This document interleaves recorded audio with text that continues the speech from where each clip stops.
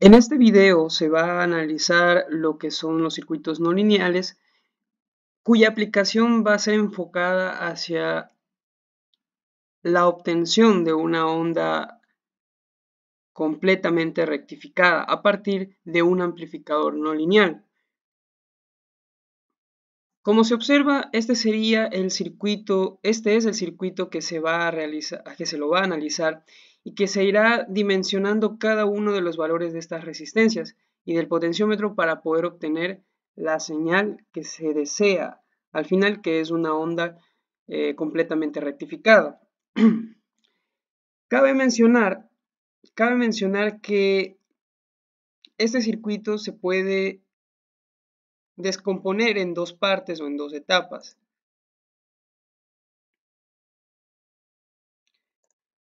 La primera etapa sería hasta aquí, donde nosotros obtendríamos el amplificador no lineal. Y la segunda etapa vendría a partir de acá, donde si observamos y lo veremos en más detalle, tendríamos un amplificador, un sumador inversor. También como datos generales, para poder tal vez familiarizarnos con el desarrollo del diseño, es que a la entrada tenemos una onda con un voltaje, pongámosle, qué sé yo, voltaje pico, B y máximo, y una cierta frecuencia F. Mientras que a la salida, entonces, nosotros deberíamos esperar tener un voltaje pico-pico, qué sé yo, sería voltaje pico-pico, en este caso, corrijo, aquí sería 2 veces VI máximo, y aquí sería pues solamente VI máximo. Y por supuesto la frecuencia, que debe ser el doble de la frecuencia de la señal de entrada. Entonces, la primera etapa, como se mencionó, es la de un amplificador no lineal, donde está compuesto por dos diodos. Entonces, si analizamos la primera parte, que es un semiciclo positivo, es decir, donde el voltaje de entrada es mayor a cero, los semiciclos o semiperiodos positivos, entonces nosotros arrancaríamos ese circuito con la condición de que tanto D1 como D2 estarían abiertos. Siendo ese el caso, entonces el cátodo de D2 estaría, por ejemplo, a 0 voltios durante el arranque. Y en este punto siempre veríamos voltajes positivos mayores a cero. Recordemos también entonces que si estos dos diodos parten o inician estando abiertos, entonces nosotros observaríamos que el op-amp estaría como un comparador.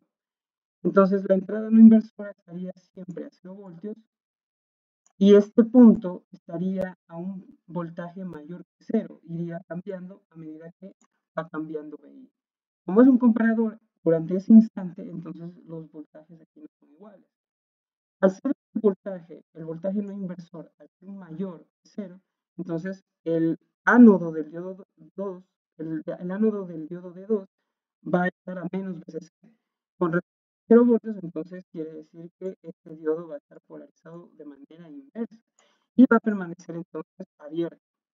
Por otro lado, como dijimos, esto va a ser, este diodo, este nodo que está aquí, siempre va a ser con voltajes positivos, comparado con el cátodo del diodo de 1, entonces este diodo estaría, conmutaría y se volvería a cerrar, sería un circuito cerrado, como un corte, idealmente viéndolo así. Pero dado que D2 está como un circuito abierto, entonces por este lado no habría corriente, la corriente que circularía por aquí sería nula. Entonces tendríamos un lazo de corriente que vendría por aquí, que es lo mismo entonces a obtener un circuito equivalente como el que está en este lado. Entonces, nuestro voltaje V1 vendría aquí, en este lado, donde al sacar la expresión del divisor de tensión que se muestra, tenemos la expresión reflejada en la diapositiva. Como podemos observar, el numerador, en teoría, el numerador tiende a ser más pequeño que el denominador. Entonces, en esta etapa o en esta parte de esta etapa, básicamente, durante el semiperiodo positivo, el voltaje de salida en esta parte deberá ser nulo. Deberá ser completamente nulo. Entonces, para poder lograr eso, entonces R4 deberá ser menor, o mejor dicho, el numerador va a tener que ser menor al denominador.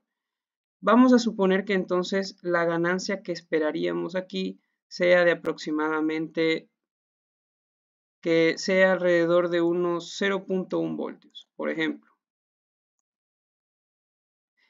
Si nosotros decimos esto, entonces podríamos empezar a fijar las resistencias. Entonces vamos a decir que R4, para facilitar el cálculo, R4 es igual a un K, un valor comercial de una resistencia de un K. Entonces quiere decir que entre R4, R3 y R1 debe ser alrededor de 10 veces el valor de R4. Para que el diseño se haga un poco más fácil, podríamos aproximar y decir que R4, que 0.1, o una aproximación a que 0.1 sea igual a R4 sobre R3 más R1, en vista de que queremos considerar que R4 es muy pequeño. Entonces, como dijimos, R3 más R1 deberá ser igual a 10 veces el valor de R4.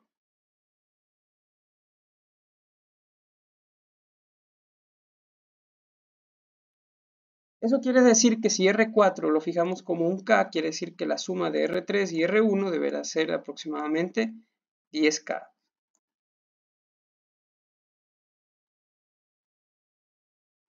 Sin embargo, podríamos hacer que sea más pequeño aún. Podríamos diseñar para que entonces realmente esto sea 0.01 unidades, fijando obviamente un R4 de un K. Entonces ya en ese caso, aquí sería entonces 100 veces el valor de R4. Entonces R3 más R1 deberá ser de 100K entre las dos. Con esto en conocimiento, entonces R3 y R1 pueden ser iguales, por ejemplo, y pueden ser resistencias de 50K o las que sean más cercanas a lo comercial.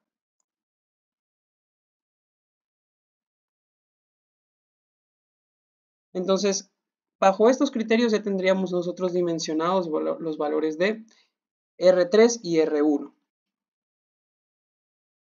Ahora, pasando a la siguiente diapositiva, eh, nosotros vamos ahora a analizar qué sucedería cuando ahora estamos en el semiciclo negativo. Para esto vamos a borrar unas ciertas partes de lo que ya se hizo aquí.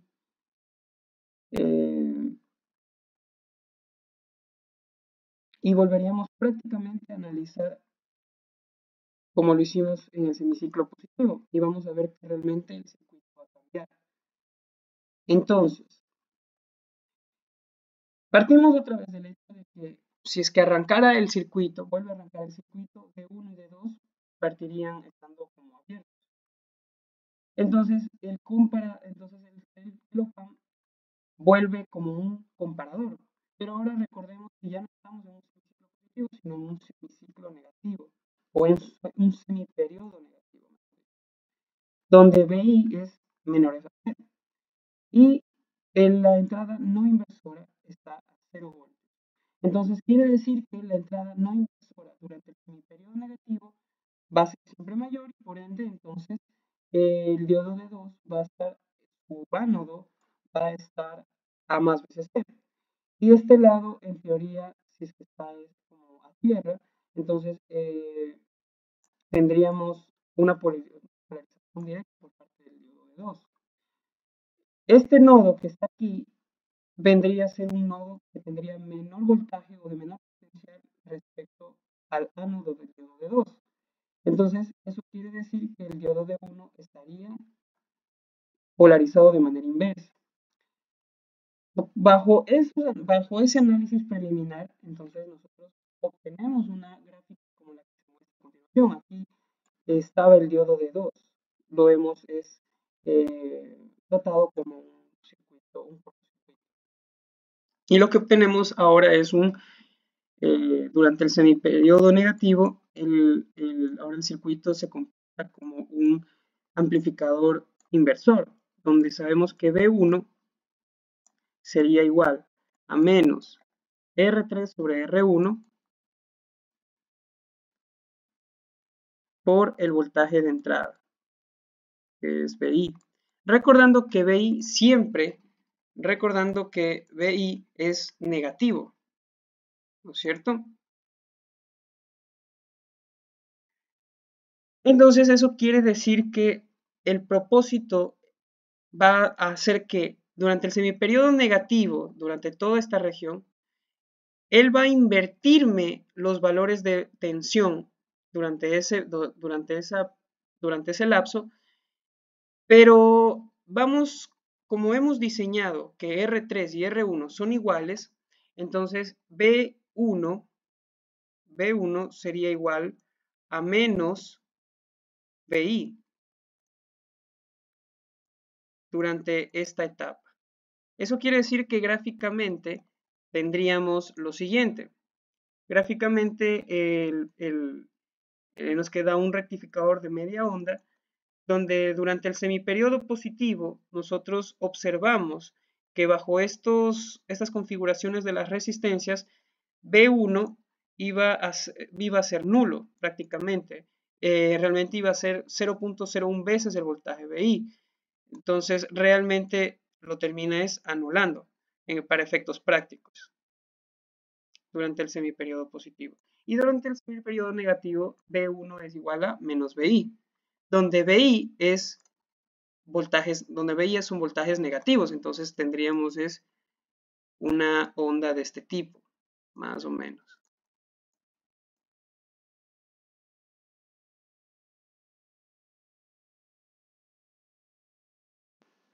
Ahora, como última parte, lo que se tiene que hacer aquí es un sumador inversor, como mostramos, donde se va a sumar las señales del voltaje de entrada y de la señal B1, que era la onda parcialmente rectificada. Entonces, dividimos por semiperiodos y como es de conocimiento, también esta es la expresión de un sumador inversor. Entonces, al dividir por el semiperiodo positivo el voltaje B1, que venía de aquí, sabíamos que durante este lapso, durante el semiperiodo positivo, el voltaje B1 era 0. Entonces, la expresión del voltaje de salida queda reducido a esto. Entonces, sabemos que también el voltaje de salida tiene que ser de igual amplitud que la amplitud del voltaje de entrada. Por lo tanto, para que se pueda cumplir esto, R7 y R6 deben ser de igual valor. De esa manera, entonces, el voltaje de salida, garantizamos que entonces el voltaje de salida sería igual a menos BI. O sea que va a tener la misma amplitud, pero el voltaje de entrada durante el semiperiodo positivo, el voltaje de entrada va a ser invertido. Ahora, durante el semiperiodo negativo, la regla de correspondencia del voltaje de entrada 1 es que es equivalente a menos BI. Como podemos ver, entonces la ecuación se transformaría en esta expresión donde aquí se ha reemplazado el valor de B1. Entonces se hace un poco de matemáticas, ¿no verdad? Y la expresión termina quedando de esta manera, el voltaje de salida. Como ya sabemos, hasta aquí tanto R7 como R6 son iguales, entonces BO, el voltaje de salida BO va a ser igual a menos BI más R7 sobre el valor ajustado del potenciómetro, que lo hemos llamado como POT.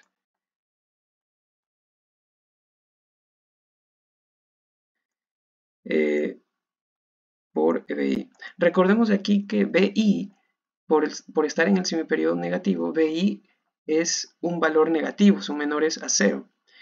Entonces esto de aquí seguimos realizando un poco de matemática y sacamos como el factor común BI y nos termina quedando menos 1 más R7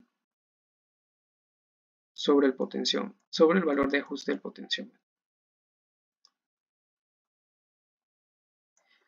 Entonces, como queremos que la salida tenga la misma amplitud que la entrada, nosotros necesitamos que esta expresión sea equivalente a la unidad, para que entonces el voltaje de entrada sea igual al voltaje, perdón, para que el voltaje de entrada entonces sea igual el voltaje de salida sea igual al voltaje de entrada. Entonces, para que esto sea, o sea, garantice esta condición de diseño, entonces R7 o la expresión R7 sobre el valor del potenciómetro debe ser igual al A2. Siendo así, entonces, R7 tiene que ser dos veces o el doble del valor de ajuste del potenciómetro. Y como sabemos, entonces R7 también era igual a R6 por la condición del análisis previo. Entonces, podríamos nosotros decir que R7 es igual a 10K, por ejemplo. Por ende, también R6 va a ser igual a 10K. Y entonces el potenciómetro tendrá que ser la mitad, o el valor del potenciómetro o el ajuste del potenciómetro tendrá que estar a la mitad del valor de R7, es decir, a unos 5K. Entonces el potenciómetro tiene que ser o de 5K o de 10K, y siendo de 10K tiene que estar ajustado a la mitad. Pero el potenciómetro tiene que tener 5K, 5 kiloohmios. Con esos valores, con esos ajustes, nosotros garantizaríamos entonces que en el semiperiodo negativo la salida sea igual a BI, sabiendo que BI durante el semiperiodo negativo pues es negativo en realidad. Entonces resultamos tener aquí también una curva hacia abajo. Entonces en la siguiente lámina vamos a redibujar la salida de todo este circuito que se ha diseñado. Para usar tal vez otro color, podríamos usar este azul. Entonces, como dijimos, durante el semiperiodo positivo de la onda de entrada, el voltaje de salida sería la parte invertida de BI, o sea, sería invertir la parte del semiperiodo positivo de BI. Como es positivo, entonces debemos tener la misma amplitud, aproximadamente por aquí. Entonces debe ser como esto, ¿sí? Y durante el semiperiodo negativo de la señal de entrada, el voltaje de salida tiene que ser igual, exactamente igual a la parte del semiperiodo negativo de la señal de entrada. Entonces, como tiene que ser exactamente igual, entonces es exactamente la misma parte negativa de la señal de entrada y se repite el ciclo. Y tendríamos entonces una onda rectificada completamente, pero hacia abajo. Todo esto es porque depende de cómo se configuran inicialmente el amplificador no lineal. Si nosotros tuviéramos una configuración diferente de diodos, podríamos nosotros obtener entonces una señal diferente, tal vez una onda rectificada hacia arriba, ¿no es cierto?, con voltajes picos positivos. En este caso, resulta que esto es un circuito no lineal con un sumador para obtener entonces a la salida una onda completamente rectificada, pero con voltajes picos o picos negativos. De la misma manera, entonces, para la práctica se propone el siguiente circuito, donde queremos es obtener ahora una onda rectificada completa aquí en la salida, Para eso se va a tener entonces que ir diseñando los voltajes, los valores de las resistencias, y también se pide que se dimensione adecuadamente a ciertos requisitos. ¿Cuáles serían los opamps adecuados para estos? Se sabe que en este punto queremos tener no más de unos 10 miliamperios de carga, y en función de esos requisitos que se muestran en la prepráctica, pues se tiene que ir dimensionando cada uno de los elementos como tal.